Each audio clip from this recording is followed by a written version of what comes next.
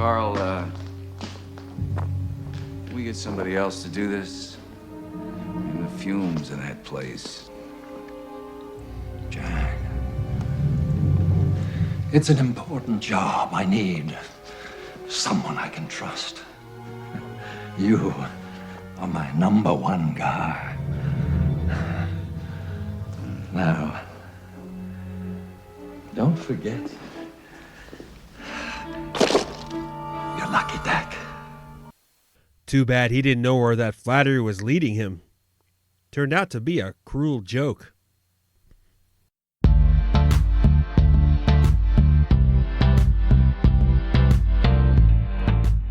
Welcome to another episode of Bright Insights, the podcast that leads you to less stress and more success. Here's your host, Paul Bright.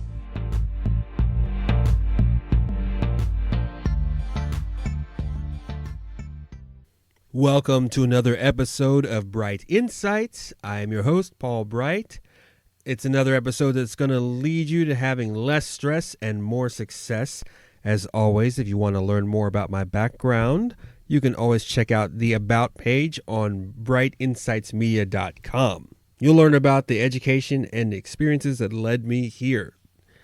Okay, as we continue on with this Leadership 101 series, my fellow nerds out there might know this already, but that movie clip I played was from the 1989 version of Batman, and it features an exchange between Carl Grissom, a crime lord in Gotham, who wants his employee Jack Napier to take on a risky assignment. And Jack's having hesitations, but after Carl tells him he trusts him because he's his number one guy, Jack has a change of heart. And that scene illustrates a little bit of what we're going to discuss today in this episode. It's about leader-member exchange. And I'll play a follow-up clip a little bit later to explain how this turned out and why it was important. Leader-member exchange. It's a theory that was founded in the 60s, and it really is a relationship-focused theory. And it says that the quality of the relationships in certain areas between your members and your followers and you as the leader really can dictate production. It really can dictate the flow of the office. It's not just pay. It's not just if you have a mission behind your job that everybody's bought into the vision. The quality of those relationships that you have with your employees, with your followers, with your members really can push your organization. And it's not just the quality of it, it's the view of that relationship with other members. How does everyone else see a relationship with them? The people that you have the strongest relationships with, they're considered the in-group. And what it is that you as a leader have more influence in their roles to the point where they're doing more than just their job, what they're contracted to do, what they've been signed on to do. They're doing a few more things. They're going above and beyond. They are often more trusted for bigger projects. They have a little more input on the company's direction.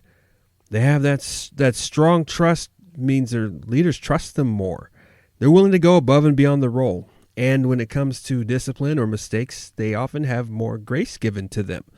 So you, as an entrepreneur, a small business person, or someone in management right now, you might have that going on in your work center. You may have a few people that are in that in-group with leadership. And frankly, if you're the leader and you just started supervising people, you've hired a few employees, you might have that. There is an opposite group that may exist in your area that you may have unintentionally hired. They are the out group. They are the ones that have a poor LMX, a poor leader-member exchange with you or other management. And they're not necessarily bad people. Some might have a bad attitude. They just don't have anything extra going on beyond what they've been hired to do. And so there's not much opportunity that you throw their way for them to grow or exceed. You kind of trust them, but maybe you don't trust them to lead anything. Maybe some do have a bad attitude. They interviewed well. They're very qualified to do the job. But as time has gone on, they've shown to just, either complain a lot or be gossips. Nothing you can fire them for. They're productive in a way, but just not really pushing stuff up. So what can happen if you have a lot of good LMX with people that others in the work center don't believe deserve to be in the in group? It can create some distrust. There might be some resentment, especially if the roles don't align. How did Bob get to be in charge? All he does is kiss butt, or just because he's nice to you, he gets to be in charge of stuff. And it may or may not be true. There's a reason why it can seem like that. But there can be that distrust. There can be the resentment towards other members that are not necessarily in the in group. Because either you're in the in group or you're not, pretty much. Even if you're a great employee, even if you like those folks that work for you, but they're not in leadership positions or they haven't gone above and beyond. They're not in the in group and can have a bad air. And it's not necessarily longevity or experience or somebody that's an assistant manager or a manager or a shift lead that correlates with having a good, strong LMX with you. But because it's expected with some positions, like for instance, so you're the CEO, you're the owner, you've hired somebody to be the manager. It's expected that you guys are going to have a little more time together than with other employees. It's expected you're going to go to conferences together. It's expected that you're going to be a little more chummy and know each other a little bit better. So it wouldn't surprise anybody that's in the out group that, that guy and the owner and the manager, they seem to hang out a little bit. Well, that's expected. But it's not so much when the people in the out group are the same position or the same rank as the people that are in the in group, and they get to hang out with the managers. That's where it looks weird. So what does it look like? How does it appear? What are things that happen? Well, sometimes the formality standards are skipped. Like if everyone calls you as the owner, Mr. Paul or Mrs. Paul or what have you. But the folks that are in your in group that are on the front line, they call you by some sort of nickname, and you don't really care. That's where it can look like you've got that person is in the in group and everyone else is in the out group. A lot of personal discussions about things that have nothing to do with work. Personal jokes, those little in jokes that you guys tell. Lunch breaks together and no one else is invited. You're the owner, you're the manager, yet you keep inviting the same people on the frontline workers to lunch with you. It makes it look like they're in the in group, and that may not be a bad thing, but that's what it can look like publicly if you have an in group and an out group. Because people are listening to this and they may think, I don't treat people differently that work for me. Oh, you do. You just don't necessarily know it. You treat them differently. You may not treat them bad, but you may treat them differently. Listen, if you're a parent of more than one kid, it's true, and you learn to accept this over time. You do treat your children differently, and the reason why you treat them differently is because everyone may be of the same parents, but you are not the same parent when you started raising that kid. So what you knew as a first-time parent isn't what you know as a second-time parent. You probably know a lot more. And even as a third-time parent, you know even more. You're in a different life situation. You're in a different income bracket. You may be in a different home. The relationship between you and your spouse may have changed. So you treat these kids differently because there's different things that you can provide them, good or bad. And that doesn't change when it comes to employees.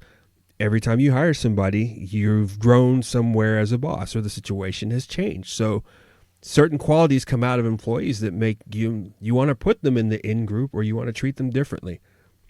That's how it can become. That's how it can look publicly. That's why I give you these social cues as to what it can look like.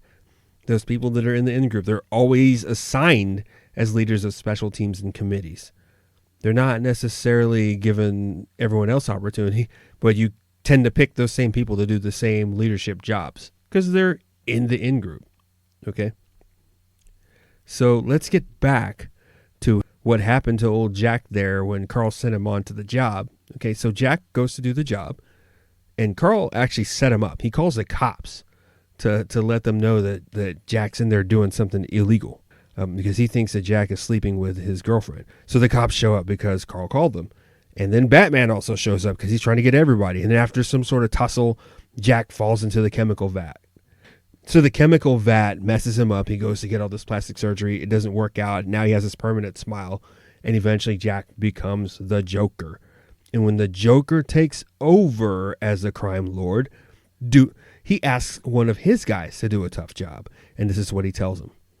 Remember, you are my number one guy. Yes, sir.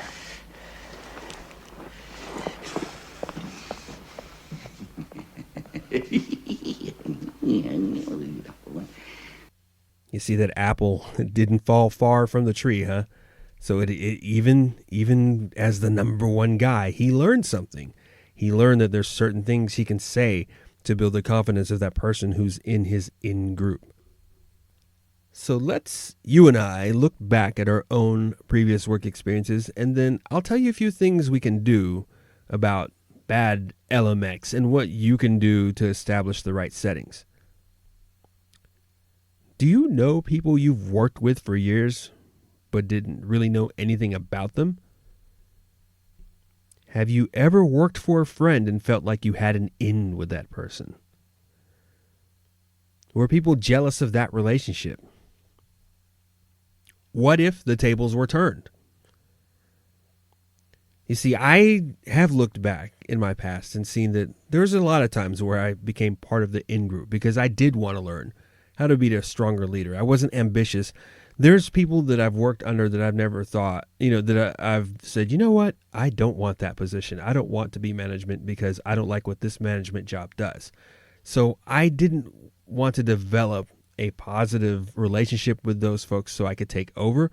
I wanted to do it because it made life easier. And I felt like I was somebody that could communicate the stuff that we needed a little better to some of these managers. But I didn't do it on purpose because, frankly, I have worked for people that I just did not click with personally. I could just do the job, and that was fine for me. But I would still try to develop a little bit of a relationship by taking on some leadership roles. So back in the early Air Force days, so in the Air Force, for those of you who are not too familiar with military structure, with the Air Force, you have all these enlisted rankings. These are the people that are basically the worker bees, and I worked on the flight line, and you have like E1, E2, and it goes all the way up. E1's like the brand new person. E9 has been there for 1,000,000 years, and you get promoted through time all the way through E4, and then to make E5, you have to test and pass. And once you become an E5, you legit become in charge of people. They send you like all the people that are below and say, okay, you're the supervisor. You're going to train them. You're going to write on them. If they do stuff that's bad, you're going to be responsible. If they do stuff that's good, we might give you credit. Maybe.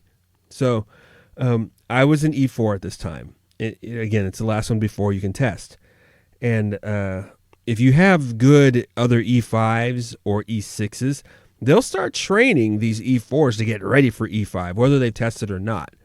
They'll give them things to do.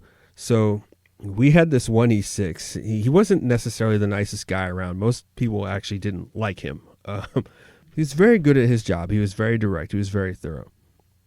And he had this interesting voice. I used to impersonate it. I'd just be, hey, just like that.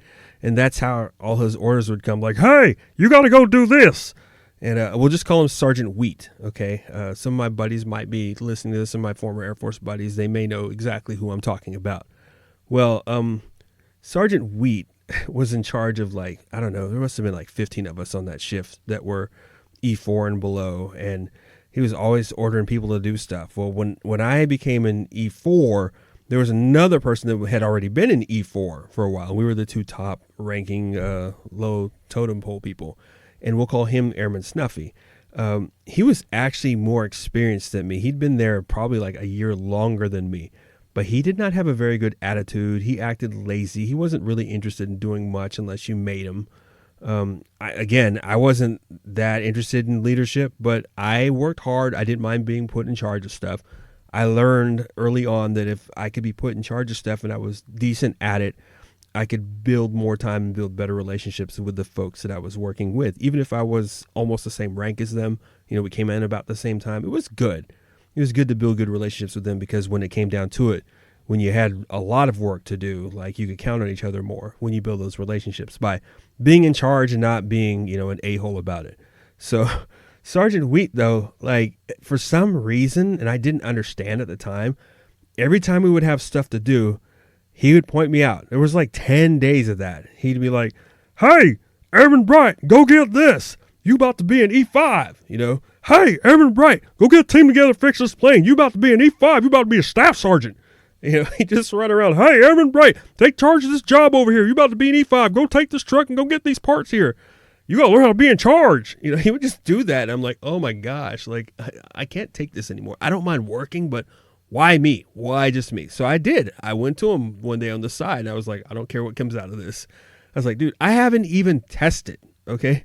Why do you keep putting me in charge? Airman Snuffy outranks me, but then I end up having to stay back later to turn stuff in to make sure everybody did everything right. Airman Snuffy outranks me. He's going to test before me. He'll probably pass. Why do you keep putting me in charge and not him? And so Sergeant Wheat, he pulled me aside. I thought he was going to yell at me. He just got all quiet. He goes, "You and I both know he ain't worth a damn, so I'm getting you ready." So for me, that was like a vote of confidence in a way, and a little lean into being in the in-group, even though nobody really liked him and he didn't seem like he liked anyone. But again, what I wanted actually happened. It did make my life a little easier, because if I was put in charge, let me learn how this system works. And maybe, in my own selfish ways, then it's like, if I learn how the system works and I'm in charge, maybe I can get us a little more break time by figuring out a way to make things faster, And it did work out. Sometimes there was a little bit of resentment from some of the airmen until they saw that I was having to stay after a little bit longer because I was put in charge, It was an interesting experience, but it did give me a little bit of knowledge into how having a positive leader member exchange with somebody who is in the in-group can help everyone. There are good things that can come out of this, because the person that is in that in-group can end up being the spokesperson for everyone else that's in the out-group. Like, hey, listen, I'm on the front line, and this is the chatter, this is the vibe I'm getting about the system, the one you want me to be in charge of. Well, it's not really working for them, and this is why. If you are a person that's in the in-group, or if you have somebody, if you're now in charge, you're running your own business, you are the man. You have somebody that's trusted that can give you the pulse of the work center. They can show you and tell you how people are adjusting to the vision and what's going on. So that's a good thing. If you want to develop that, here's what you can do. The first thing you need to do is let that person know that you are building them for leadership. That was what was good about my experience with Sergeant Wheat, was he told me exactly why he was making me do all these things. And I had other sergeants later on do almost the same thing. They were a lot nicer people. They would put a lot of stuff on me to do. But they would tell me, hey, listen, we know you can do it and we're getting you ready. They were a lot nicer about it. But if you let that person know, listen, I'm inviting you to this meeting because I think you have the qualities to be at the next level at a leadership position, and I want to develop you and see what we can do. You let them know that and say, hey, listen, there's going to be some things that may be beyond what you're used to handling, and frankly, they're not necessarily in your job description, but they may be good experiences for you. I'm not going to hold it against you. If you feel like you can't do it, just let me know. If you're frank, if you're very direct with that, then it's cool. Then they understand, yeah, you're giving them a little more trust, but you're also keeping a healthy boundary. That's the first thing you can do. The second thing you can do is make sure you pay attention to those social cues when you're interacting with that person that's in the in-group or the in-group that you have in front of folks that are in the out-group. Folks don't necessarily mind knowing that there's a little more trust when it's leaders. Like if you've got somebody that's a brand new assistant manager or whatever, honestly, some people, like I said, for myself, there's some roles they don't want to be in charge. They're not like, I hope I get to be manager one day. Some people, they don't want that at that job. They want to just do their job, but they also want to feel like they're fairly treated as people. So if you have a hard standing rule that if your employees are late by 15 minutes, they're docked an hour, like I had at my factory job, That applies to everybody if it's a zero tolerance rule. So if you give grace to the people that are in the in group and they find out, and the folks that are in the out group find out, then it definitely looks like you're playing favorites. So you got to be fair about that. If you're mad at the whole unit, you got to be mad at everybody, not just everybody but your favorites. If you're giving everybody in the unit, somebody in the unit, a little extra time off because everybody in the team did something, then you got to be fair about it. You just got to be fair about it. Keep that in mind. Give blanket opportunities for others to try and lead. You might have your in-group person, you may think that's the one I want absolutely in charge of this. If it's not a life or death situation, give everyone an opportunity to lead. Who wants to be in charge of this? Who wants to be in charge of that? We need a special committee for this. Who wants to be in charge of that? Who wants to take the lead on this? And let people fill those roles. Spread it out. If you have to absolutely start picking people, go down a list of everybody except for folks in your in-group and present those opportunities out there. You might have some folks that are a little shy about getting into that position until they're there. I was one of those folks early on. I really was. I was like, listen, I could probably leave that, but I'm not putting my name up there. I won't look like Mr. Butt Kisser. But it is what it is. You're either going to learn or you're not. So do that. Give everybody a chance to be in charge outside of your in-group. And then if you have somebody that's in that out-group that is really talented but hasn't had much opportunity, focus on that person by trying to build a relationship with that person. It doesn't mean you have to be their best buddy, but if you see some things about them that you want to get to know a little more, like their family, they've got pictures of their family at their desk. If they seem to be interested in similar hobbies that you have, it's something to build a conversation off of. Get to know them a little bit better and just try to develop some sort of relationship beyond work. Again, you don't have to be your BFF, but if they see that you're reaching out, because honestly, I don't believe people want to have an in-group or an out-group. They want to have a lot of people working together and feel like I said earlier, you're treating everyone the same. People don't always feel like that, but you are trying. This helps those folks feel like, oh, he does care about us. Oh, he does want to develop us. And others that are that think they're in the out group may see you doing this, reaching out. You want all the people to feel like they belong. They don't all have to be in the inner circle, but they all want to feel like they belong at some point, and that's what you can do. And if at your work center, you have a very good, positive leader-member exchange with everyone, you might have an inner circle that are in the in-group. You may have some people that feel like they're in the outs, but they're not that far out. If you can get some sort of level of positive relationship with everyone, I guarantee you, you're going to have less stress and more success. Until next time.